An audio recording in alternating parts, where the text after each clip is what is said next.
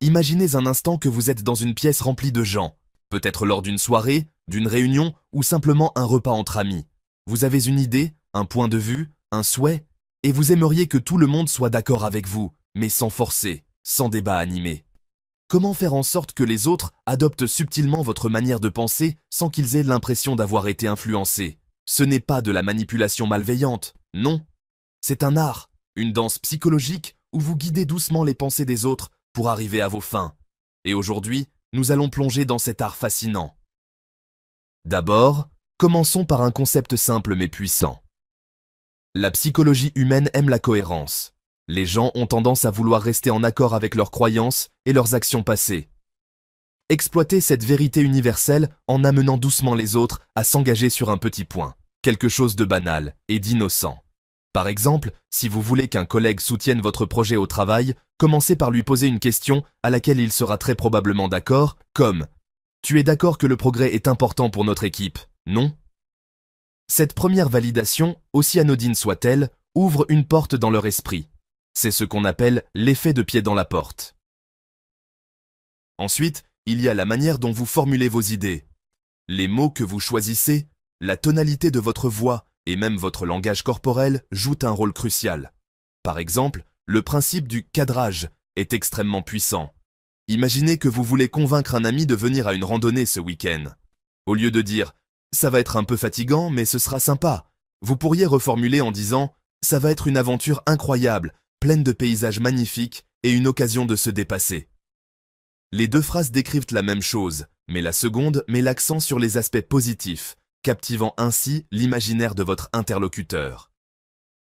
Passons maintenant à une technique encore plus subtile, le miroir. Les gens sont naturellement attirés par ceux qui leur ressemblent.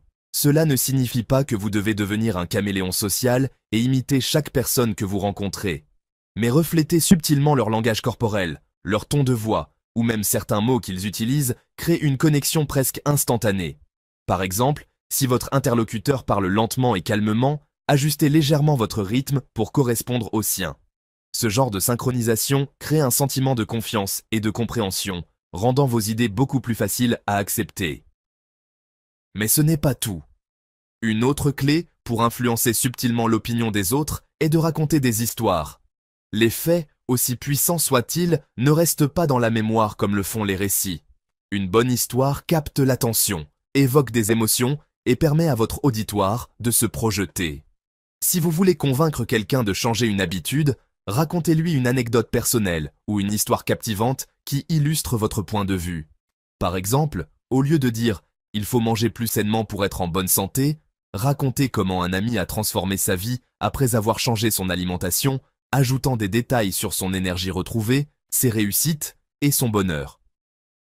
Vous pensez peut-être que tout cela sonne bien, mais que faire face à quelqu'un qui résiste ou qui n'est pas d'accord avec vous? Ici, une technique appelée validation empathique entre en jeu. Plutôt que de contester ou de réfuter immédiatement leur point de vue, commencez par reconnaître et valider leurs sentiments. Par exemple, « Je comprends pourquoi tu pourrais penser ça. Beaucoup de gens ressentent la même chose. » En montrant que vous respectez leur opinion, vous désamorcez la résistance et ouvrez la voie à une discussion plus ouverte. Une fois cette connexion établie, vous pouvez doucement introduire vos propres idées en utilisant des phrases comme « Et si on regardait ça sous un autre angle ?» Un autre outil souvent sous-estimé est l'humour. Faire rire quelqu'un brise les barrières et crée un sentiment de proximité. Utilisez-le à bon escient pour alléger l'atmosphère ou pour présenter une idée qui pourrait autrement être perçue comme sérieuse ou contraignante. Par exemple, si vous essayez de convaincre un groupe de sortir de sa zone de confort, une blague bien placée sur vos propres craintes initiales peut transformer la résistance en acceptation. Mais ce n'est pas tout. L'environnement dans lequel vous partagez votre idée joue également un rôle crucial. Les gens sont plus ouverts et réceptifs lorsqu'ils se sentent à l'aise. Si vous avez une discussion importante à mener, choisissez un moment où votre interlocuteur est détendu et dans un environnement agréable. Un café, une promenade ou même une discussion informelle après un repas peuvent être bien plus efficaces qu'un cadre formel ou stressant. Enfin, n'oublions pas le pouvoir du silence. Parfois, laisser un moment de réflexion après avoir présenté une idée peut être plus convaincant que de continuer à parler. Le silence donne à votre interlocuteur le temps de réfléchir, d'assimiler ce que vous avez dit, et même de commencer à s'approprier votre idée comme si elle venait d'eux. Alors, la prochaine fois que vous voulez influencer subtilement quelqu'un, rappelez-vous que tout est dans l'approche. Adoptez une attitude ouverte et empathique, choisissez vos mots avec soin, racontez des histoires captivantes et sachez quand vous taire. Ces techniques ne sont pas seulement efficaces, elles sont aussi éthiques, car elles respectent la liberté de penser de l'autre tout en créant un espace pour un véritable dialogue. Ce n'est pas de la manipulation dans le sens négatif du terme, mais un art de la persuasion qui, lorsqu'il est bien maîtrisé, peut transformer vos interactions et renforcer vos relations. Maintenant que nous avons posé les bases des techniques subtiles pour influencer l'opinion des autres, allons encore plus loin. Explorons des stratégies plus avancées et les mécanismes psychologiques qui les sous-tendent, car c'est en comprenant profondément ces mécanismes que vous pourrez affiner vos interactions et maximiser leur impact. Un aspect souvent négligé est le rôle de la perception du pouvoir. Les gens ont tendance à être influencés par ceux qu'ils perçoivent comme ayant une autorité ou une expertise dans un domaine donné. Mais il n'est pas nécessaire d'être un expert reconnu pour bénéficier de cet effet. Il suffit de montrer que vous avez une maîtrise du sujet en question. Par exemple, lorsque vous parlez, émaillez vos propos de référence, de faits concrets ou même de phrases qui sous-entendent une expérience personnelle solide. Dire « selon une étude récente » ou « lorsque j'ai expérimenté cela, voici ce que j'ai remarqué » instaure une forme d'autorité douce qui rend vos propos plus convaincants. Un autre levier puissant est celui de la rareté. Les êtres humains valorisent davantage ce qui est rare ou limité. Cela peut être utilisé pour créer un sentiment d'urgence ou de privilège autour de vos idées. Si vous proposez une solution ou une opportunité, insistez sur son caractère unique ou limité dans le temps. Par exemple, si on ne met pas ce projet en œuvre maintenant, on risque de rater une occasion que nous ne reverrons pas de sitôt. Ce genre de formulation motive les autres à agir rapidement, souvent sans trop remettre en question la proposition. Dans le même ordre d'idées, le principe de réciprocité est une arme subtile, mais incroyablement efficace. Les gens ont naturellement envie de rendre l'appareil lorsqu'ils reçoivent en quelque chose, même si c'est un geste simple. Offrir votre aide, un compliment sincère ou une information précieuse peut inciter les autres à se sentir obligés de vous écouter ou de vous soutenir. Par exemple, si vous êtes en désaccord avec quelqu'un, mais que vous commencez par reconnaître une qualité ou une bonne idée dans ses propos, vous créez un environnement où il sera plus enclin à faire de même avec vous. Approfondissons également le rôle des émotions. Si les faits et la logique peuvent te convaincre, ce sont les émotions qui captivent et entraînent l'adhésion. Une excellente manière de déclencher des émotions est d'utiliser des métaphores ou des images mentales fortes. Au lieu de simplement expliquer une idée de manière rationnelle, liez-la à une image marquante. Par exemple, si vous voulez inciter quelqu'un à collaborer, vous pourriez dire « Imagine une équipe comme un orchestre, chaque instrument a son rôle, et quand tout le monde joue en harmonie, on crée une musique extraordinaire. » Ce genre de métaphore active l'imaginaire et rend vos idées plus mémorables. Un aspect souvent sous-estimé est l'importance des questions ouvertes. Poser des questions qui obligent les autres à réfléchir et à formuler leur propre raisonnement est une méthode puissante pour guider leurs pensées.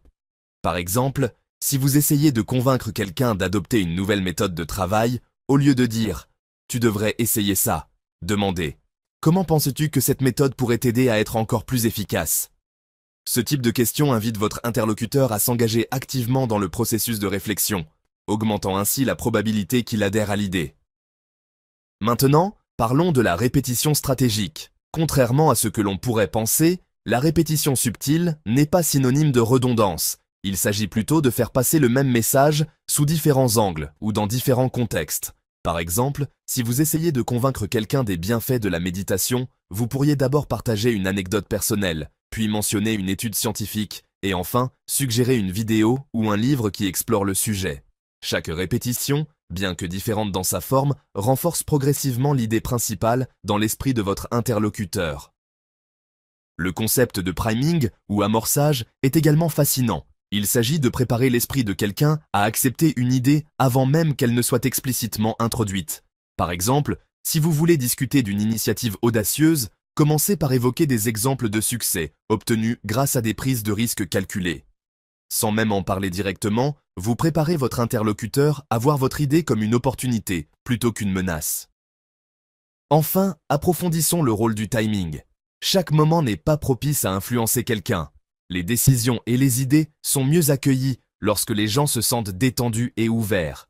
Si vous essayez de convaincre une personne stressée ou préoccupée, même les meilleurs arguments risquent de tomber à plat. Apprenez à reconnaître les signaux émotionnels et choisissez vos moments avec soin.